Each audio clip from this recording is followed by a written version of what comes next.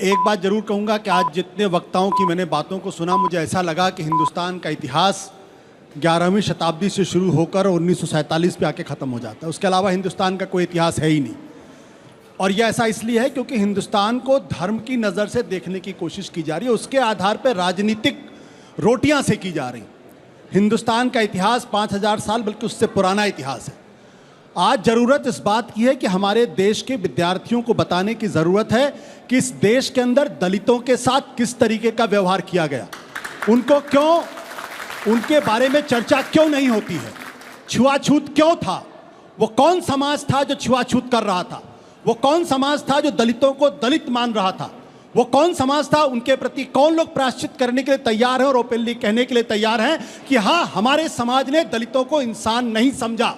वो कौन लोग थे जिन्होंने उनके कमर में झाड़ू बांध दिया कि अगर ये चलेंगे और अगर इनके पीछे अगर कोई दूसरी ऊंची जाति का आदमी चढ़ेगा तो उसके बाद वो अपवित्र हो जाएगा।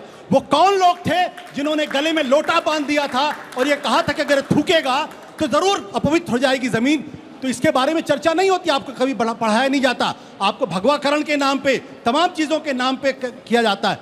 वो कौन लोग थे जिन्होंने पुष्यमित्र शुंग के नाम पर बौद्धों का बड़े पैमाने पर उनका कत्लेआम करवाया? वो कौन अजातशत्रु था जिसने अपने बाप का कत्ल किया था? वो कौन था? इसके बारे में आपको नहीं बताया जाता। वो कौन थे?